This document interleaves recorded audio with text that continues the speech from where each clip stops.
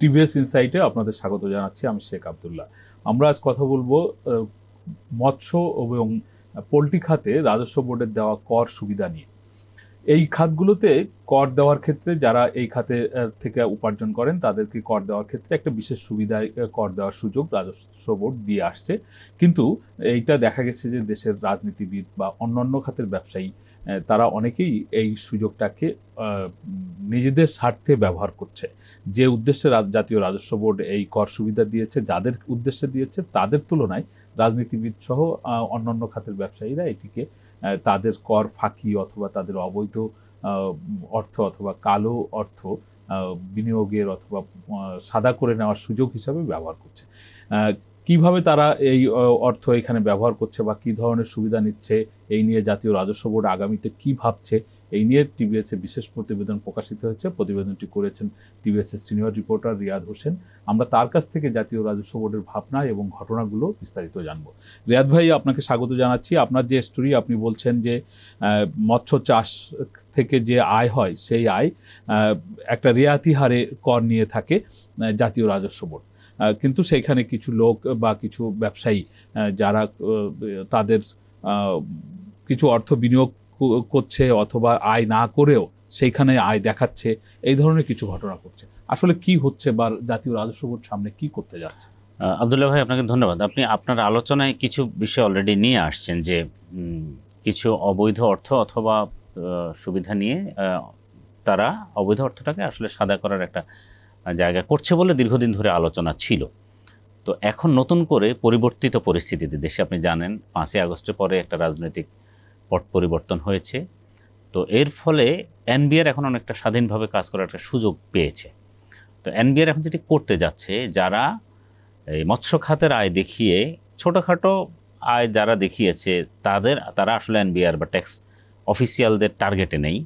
মূলত যারা বড় অঙ্কের কোটি কোটি 50-100 কোটি বা তারও বেশি টাকা যারা মৎস্য খাত থেকে আয় দেখিয়ে কর সুবিধা নিয়েছেন। এখানে কর সুবিধাটা হলো এরকম, আপনার সাধারণ ট্যাক্স পেয়ার যারা, তারা সর্বোচ্চ 30% পর্যন্ত ট্যাক্স দেয়। কিন্তু আপনি যদি মৎস্য এবং পোলট্রি খাতের আয় দেখান তাহলে সেক্ষেত্রে আপনাকে দিতে হবে সর্বোচ্চ 15%। তার মানে অর্ধেক। এখন এনবিআর যেটি আসলে খুঁজবে, এতদিন ধরে যে কাজটা করতো, এই খাত থেকে আয়টা দেখানো খুব সহজ ছিল। কারণ মৎস্য খাতের আয় আপনি কোনো একটা জায়গায় কিছু জায়গা বা কিছু পুকুর এটা সেটা নিয়ে আপনি মৎস্য খাতের আয় হিউজ আয় দেখিয়ে দিলেন। এটি প্রমাণ করা আসলে ওরকম কোনো ব্যবস্থা ছিল না, বা অতীতে সেটা কেউ চেষ্টাও করেনি। আসলে চেষ্টা করলে হয়তো বের করা এটা খুব কঠিন হয়তো হতো না, সম্ভব হতো। তো এখন নতুন করে মাফ করবেন যে আপনার কথার মধ্যে ঢুকে যাচ্ছে। আমরা কিন্তু দেখেছি যে এর আগে জাতীয় সংসদ নির্বাচনের সময় রাজনীতিবিদরা যে নির্বাচনী হলফনামা দেন, সেইখানে কিন্তু আমরা এর আগের সরকারের প্রধানমন্ত্রী শেখ হাসিনাকে দেখেছি মৎস্য খাত থেকে তার আয় আছে হলফনামায় ঘোষণা করেছেন। আগে দেখেছি উনি যুগ্ম সাধারণ সম্পাদক ছিলেন মাহবুবুল হক আলম হানিফ, সে দেখিয়েছে, ফজলেনুর তাপস দেখেছে, এরকম আরো অনেকে কিন্তু মৎস্য খাতে তাদের আয় আছে, এটা নির্বাচনী হলফনামা। আপনি এটি খুব গুরুত্বপূর্ণ বিষয়। অনেক রাজনীতিবিদ, শুধু ওনারা নন, অনেক রাজনীতিবিদ, বিশেষ করে যারা ক্ষমতায় ছিলেন, প্রভাবে পাওয়ারে ছিলেন, তারা বেশিরভাগই মৎস্য খাতের আয় দেখিয়েছেন। শুধু তারা নন, আমলা যারা ছিলেন, আমলা তার ফ্যামিলি মেম্বার, ওনারা তো আছেন, ওনাদের ফ্যামিলি মেম্বাররাও রাজনীতিবিদদের, আমলা, ইভেন ব্যবসায়ী। এবিসিসির সাবেক একজন প্রেসিডেন্ট, উনি এবং ওনার ফ্যামিলি মেম্বারদের একটা বিপুল অঙ্কের টাকা মৎস্য খাতের আয় দেখানো। তো আমি সে আলোচনাটায় আসবো।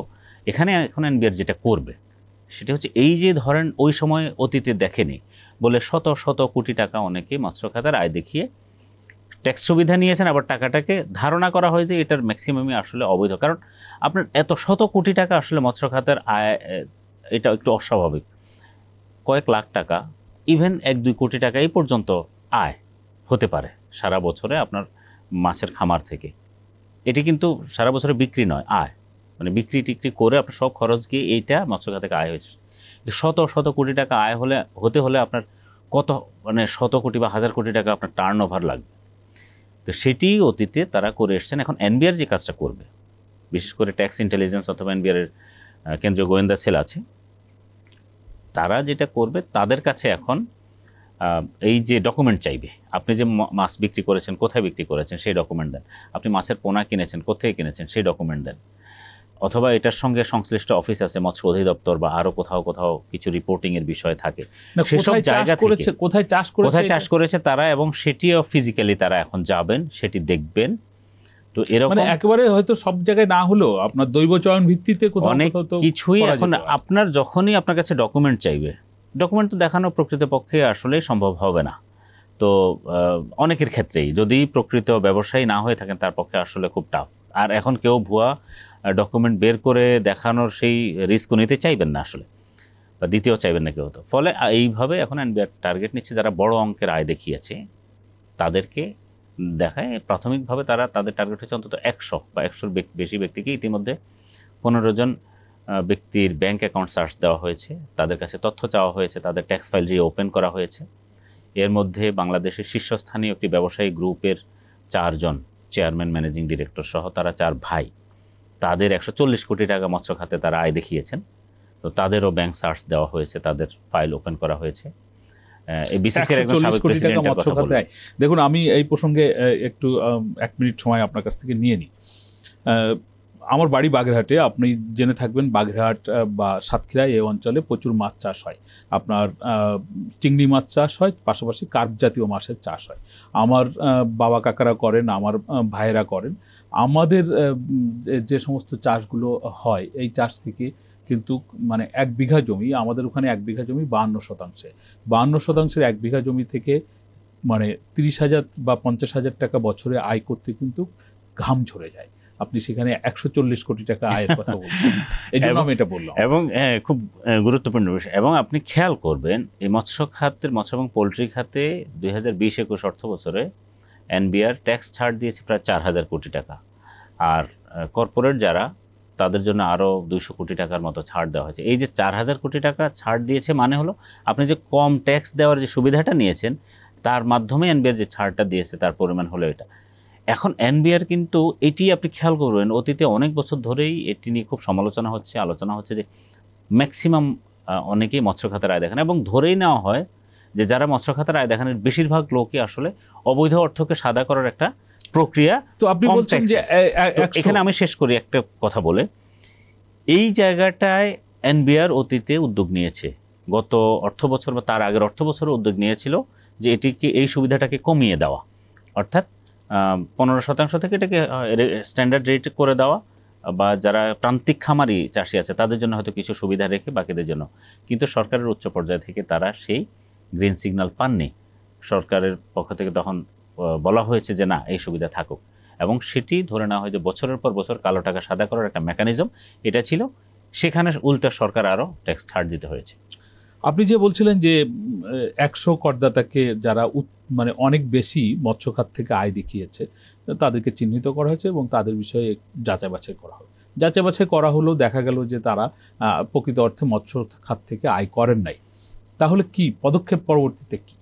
আচ্ছা, প্রথমত আমরা জানতে চেয়েছি যে ট্যাক্স ফাইল যখন ট্যাক্স অফিসার অনুমোদন করলেন, তাদের কি ইতিমধ্যে মৎস্য খাতে আয় হিসেবে তাদের সেটি গ্রহণ করেছে, সেই সার্টিফিকেট অলরেডি দিয়ে দিয়েছে, তারপরে আসলে এই ধরনের ফাইল ওপেন করা যায় কিনা। তারা আমাদেরকে বললেন যে হ্যাঁ, আইন অনুযায়ী তারা এই ধরনের ফাইল ওপেন করতে পারে। আচ্ছা, এরপরে যদি তারা এখন প্রমাণ পায় যে না, তারা এই ধরনের কোনো দেখাতে পারছে না, ডকুমেন্ট দেখাতে পারছে না মৎস্য খাতের আয় হিসেবে, তাহলে সেক্ষেত্রে ট্যাক্স বিভাগ যেটা করতে পারে, তাদের উপর স্ট্যান্ডার্ড রেটের ট্যাক্স যেটা, অর্থাৎ হাইয়েস্ট ওই সময়টাতে একজন ব্যক্তির হাইয়েস্ট যেই রেটের ট্যাক্স ছিল সেই ট্যাক্সটা তাকে দিতে হবে। এখানে কি জরিমানা থাকবে? জরিমানা থাকবে কিনা, জরিমানা থাকতে পারে আইনে। এখন চাইলে এটা অফিসিয়ালরা, সেটি তাদের হাতে সেই ক্ষমতা আছে, তারা চাইলে মাফ করতে পারেন জরিমানা, অথবা জরিমানা রাখতে পারেন, কিন্তু ট্যাক্স যেটা সেটি তারা চাইলে আদায় করতে পারেন। এটি একটি বিষয়। আরেকটি বিষয় হচ্ছে আগামী বাজেটে একটি প্ল্যান আছে তাদের, যে এই যে সুবিধাটা দেওয়া হচ্ছে এটি বাতিল করে দেওয়ার। অর্থাৎ আপনি যে স্ট্যান্ডার্ড রেট, সেই স্ট্যান্ডার্ড রেটে এখন 30%, সেই স্ট্যান্ডার্ড রেটেই আপনাকে ট্যাক্স দিতে হবে। অর্থাৎ এই সুবিধা নিয়ে আপনি কম রেটে ট্যাক্স দিয়ে কালো টাকা সাদা করবেন, অবৈধ অর্থ, অথবা যদি অবৈধ নাও হয়ে থাকে, কম, আপনার হয়তো মৎস্য খাতের আয় নয়, তাহলে কেন আপনি শত শত কোটি টাকা বা কোটি কোটি টাকা? কিন্তু রিয়াদ ভাই, মানে আপনার 100, 200, 500 বা 1000 ব্যক্তি হয়তো এইটাকে খারাপভাবে ব্যবহার করে এর সুবিধা নিচ্ছে, আইনের ফাঁকফোকর থেকে তারা কিছু সুবিধা নিচ্ছে। কিন্তু দেশে তো প্রকৃত অর্থে লাখ লাখ মৎস্যজীবী আছেন, যারা মৎস্য চাষ করেন, মৎস্য খাত থেকে যাদের প্রকৃত অর্থে আয় আছে, এবং এই সুবিধাটা দেওয়া হয়েছিল মৎস্য চাষকে উৎসাহিত করার জন্য, যাতে মানে যাদের পুঁজি আছে তারা মৎস্য খাতে বিনিয়োগ করে। সেই কারণে বাংলাদেশ কিন্তু, মানে আপনি পুষ্টির কথা বলেন বা মাছের যে চাহিদা বলেন, 18 কোটি মানুষের দেশে, এটাও কিন্তু যথেষ্ট রয়েছে। মাছ দেশে উৎপাদন হচ্ছে যথেষ্ট, এক্সপোর্টও হচ্ছে। আপনি এই খাত থেকে এটা বাদ দিয়ে দিলে কি তার কোনো নেতিবাচক ইম্প্যাক্ট পড়বে না? এটি খুব গুরুত্বপূর্ণ বিষয়। আপনার একটা সুবিধা, এটা সুবিধা সরকার দিয়েছেই, কিন্তু আসলে প্রান্তিক খামারিদের জন্য। প্রান্তিক খামারি মানে যার কয়েক লাখ টাকা সারা বছরে আয় হবে, তিনি এই সুবিধাটা পাবেন। 2 লাখ, 5 লাখ, 10 লাখ, 20 লাখ, 50 লাখ হতে পারে। এর বেশি আসলে প্রান্তিক খামারিদের বছরে আয় করা খুব টাফ। তো এনবিআর এর অফিসিয়ালদের সঙ্গে আমরা কথা বলেছি, তারা এরকম একটা ব্যবস্থা তারা রাখার চিন্তা করছেন, যে একেবারেই প্রান্তিক খামারিদেরকে কিছুটা স্বস্তি দেওয়ার জন্য। আগে যেরকম ঢালাও সুবিধা দেওয়া হয়েছে, সেইটি হয়তো বাদ যাবে না, কিছুটা একটা হয়তো 5 লাখ বা 8 লাখ টাকা পর্যন্ত বছরে যাদের ইনকাম, তাদের জন্য হয়তো রিডিউসড রেটের বা অব্যাহতির সুবিধাটা হয়তো থাকতে পারে। কিন্তু এটি আপনি গুরুত্বপূর্ণ একটা বিষয় নিয়েছেন। অবশ্যই এই সুবিধাটা যারা প্রকৃত অর্থে মাছ চাষ করেন তাদের এই সুবিধা বাতিল হওয়া উচিত না। এটা ব্যবসায়ীরা বলছেন, এটা অর্থনীতিবিদরা বলছেন, যে আপনি যিনি মাথা ব্যথার জন্য মাথা কেটে ফেলা যাবে না, যিনি অপরাধ করেছেন তাকে আপনি শাস্তি দিন, তাকে আপনি আইনের আওতায় আনেন। আপনার যদি সেই সক্ষমতা না থাকে, সেই সক্ষমতা তৈরি করুন তাকে ধরতে। কিন্তু প্রকৃত অর্থে যিনি মাছ চাষ করে আয় করছেন, প্রান্তিক খামারে, তারা যাতে কোনোভাবে আপনার কোনো সিদ্ধান্তের কারণে ক্ষতিগ্রস্ত না হয়।